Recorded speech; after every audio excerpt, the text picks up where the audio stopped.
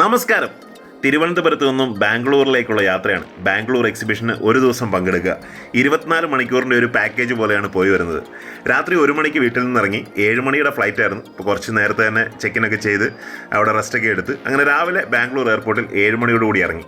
അതിരാവിലെയുള്ള flight ആയതുകൊണ്ടാവും സീറ്റുകളൊക്കെ തന്നെ കാലിയായിരുന്നു. വളരെ സുഖപ്രദമായിട്ട് യാത്ര ചെയ്യാൻ സാധിച്ചു. ബാംഗ്ലൂർ എയർപോർട്ടിൽ ഇറങ്ങിയ ഒരു 15 മിനിറ്റുള്ളിൽ തന്നെ ലഗേജ് കിട്ടി. അവിടെ നിന്ന് ഫ്രഷായി ടീഷർട്ടൊക്കെ ഒന്ന് ചേഞ്ച് ചെയ്തു. പ്രഭാത ഭക്ഷണമൊക്കെ കഴിച്ച് ഒരു ടാക്സി എടുത്ത് നേരെ എക്സിബിഷൻ സെൻറ്ററിലേക്ക്. യൂബർ ടാക്സിയാണ്. 700 രൂപയാണ് എനിക്ക് ടോട്ടൽ കോസ്റ്റ് ആയത്. ഏകദേശം 1 മണിക്കൂർ യാത്ര ഉണ്ടായിരുന്നു. 9:30 ഞാൻ അവിടെ ഹാളിലെത്തി. ഇത്തവണ എനിക്ക് ഡീലർ സ്റ്റാൾ ഇല്ല എങ്കിൽ പോലും എന്നെ കണ്ടു പരിചയവും ഞാൻ സ്ഥിരമായിട്ട് അവിടെ ഡീലറായിട്ട് പോകുന്നതുകൊണ്ടും എനിക്ക് നേരത്തെ തന്നെ എൻട്രി ചെയ്യാൻ സാധിച്ചു. സാധാരണ 10 മണി കഴിഞ്ഞിട്ടാണ് എല്ലാവരും ഉള്ളിലേക്ക് വിട്ടത്. അവിടെ എന്നെ പരിചയമുള്ളതുകൊണ്ട് കുറച്ച് നേരത്തെ ഉള്ളിലേക്ക് വിട്ടു. എന്നെ ഞെട്ടിച്ചുകൊണ്ട് അവിടെ മലേഷ്യയുടെ 600 റിംഗറ്റിൻ്റെ വേൾഡ് ബിഗ്ഗസ്റ്റ് ബാങ്ക് നോട്ട് ഇരിപ്പുണ്ടായിരുന്നു. ചില സുഹൃത്തുക്കളെയൊക്കെ കണ്ടു. 1-2 ഫോട്ടോസൊക്കെ എടുക്കാൻ സാധിച്ചു. ഈ മലേഷ്യയുടെ ബിഗ്ഗസ്റ്റ് ബാങ്ക് നോട്ടിൻ്റെ ഇന്നത്തെ വില എന്ന് പറയുന്ന ആ സെറ്റ്, അതായത് ഏറ്റവും ബിഗ്ഗസ്റ്റ് 600 റിംഗറ്റും പിന്നെ ഒരു 60 റിംഗറ്റും, ആ സെറ്റ് അവിടെ വെച്ചിരിക്കുന്നത് 7.5 ലക്ഷം രൂപയ്ക്കാണ്. ശരിക്കും ഇൻ്റർനാഷണൽ മാർക്കറ്റിൽ അത്രയും വിലയുണ്ട്.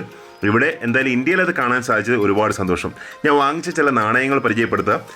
UAE first issue commemorative big തെറാമി പെടുന്നതാണ്. 4 ഡിഫറെൻറ്റ് നാണയങ്ങളാണുള്ളത്.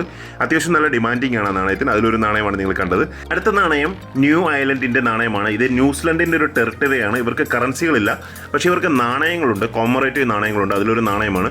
പിന്നീട് വീണ്ടും ഞാൻ വാങ്ങിച്ച കുറച്ച് നാണയങ്ങൾ UAE തന്നെ ഫസ്റ്റ് കോമറേറ്റീവ് 4 ഡിഫറെൻറ്റ് ബിഗ് 1 ദിർഹംസ് ആണുള്ളത്. അത് 4 ഒരു സെറ്റായിട്ട് കിട്ടി. അപ്പോൾ അത്യാവശ്യം നല്ല കണ്ടീഷനാണ്. ഇപ്പോൾ അതിന് അത്യാവശ്യം നല്ല മാർക്കറ്റ് വാല്യൂ ഉണ്ട്. ഈ സെറ്റിന് UAE മാർക്കറ്റിൽ നമ്മളൊരു 10,000 രൂപ കൊടുത്താൽ മാത്രമേ ഇപ്പോൾ കിട്ടുള്ളൂ. അത്രയ്ക്കും ഡിമാൻഡിങ് ആണ്. പിന്നെ ഫ്യൂച്ചറിലേക്ക് കുറച്ച് UNC കോയിനുകൾ കിട്ടിയപ്പോൾ വാങ്ങിച്ചു വെച്ചാണ്. ഇത് കോങ്കോയുടെ നാണയമാണ്. UNC കണ്ടീഷനിൽ ഒരു നാണയത്തിന് 40 രൂപ വെച്ചിട്ടായിരുന്നു.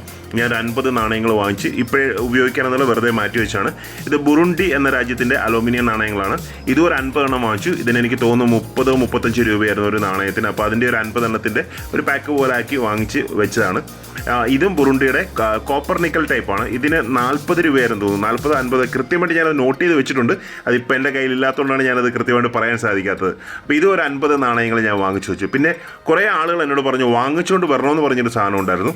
ട്രാൻസിസ്റ്ററിയുടെ പ്ലാസ്റ്റിക് നാണയങ്ങൾ. ലോകത്തിൽ ആദ്യമായിട്ട് ഫുള്ളി പ്ലാസ്റ്റിക്കിൽ നാണയങ്ങൾ ഇറക്കിയ ട്രാൻസിസ്റ്ററി എന്ന രാജ്യമാണ്. 4 വ്യത്യസ്തങ്ങളായ നാണയങ്ങളാണ് ഇവർ ഇറക്കിയത്. അപ്പോൾ ഒരു സെറ്റ് എന്ന് പറയുന്നത് 4 നാണയങ്ങളാണ്. നേരത്തെ ഇത് 300 രൂപ 350 രൂപയ്ക്ക് കിട്ടിക്കൊണ്ടിരുന്നതാണ്. ഇപ്പോൾ ഇതിൻ്റെ വില ഏകദേശം 500 അടുത്ത് വന്നിട്ടുണ്ട്. ഉസ്ബെക്കിസ്ഥാൻ്റെ കുറേ നാണയങ്ങൾ നമ്മൾ ഉസ്ബെക്കിസ്ഥാനിൽ പോയപ്പോൾ അധികം കിട്ടില്ല. കാരണം അവർ അധികം നാണയങ്ങൾ ഉപയോഗിക്കുന്ന രാജ്യമല്ല.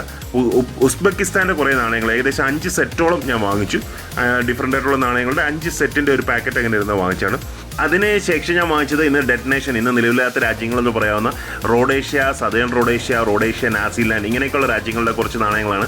അത് 4-5 പീസസൊക്കെയാണ് വാങ്ങിച്ചത്. കാരണം പലരും എന്നോട് ചോദിക്കാറുണ്ട് ഹോൾ നാണയങ്ങളിൽ ഇതൊക്കെ കിട്ടാറുണ്ടോ. കുറച്ച് പ്രയാസമാണ് നല്ല കണ്ടീഷൻ കിട്ടാൻ. അപ്പോൾ അതവിടെ കിട്ടിയപ്പോൾ ഞാൻ കുറച്ച് വാങ്ങിച്ചു. രാവിലെ 10 മുതൽ 3 മണി വരെയാണ് ഞാൻ ഹാളിൽ ചിലവാക്കിയത്. 3 മണിക്ക് ഞാൻ വെളിയിലിറങ്ങി ടാക്സി എടുത്ത് നേരെ എയർപോർട്ടിലാണ് പോയത്. എൻ്റെ ഫ്ലൈറ്റ് വൈകിട്ടത്തെ ഫ്ലൈറ്റ് ശരിക്കും 1.5 മണിക്കൂർ ഡിലേ ആയിരുന്നു. എങ്കിൽ പോലും ഞാൻ കറക്റ്റ് സമയത്ത് തന്നെ എയർപോർട്ടിൽ ചെന്ന് കഴിഞ്ഞിട്ടാണ് അറിഞ്ഞത് 1.5 മണിക്കൂർ ഡിലേ ആണെന്നില്ലെങ്കിൽ ഞാൻ ആ സമയത്ത് ഹാളിൽ സ്പെൻഡ് ചെയ്തേനെ.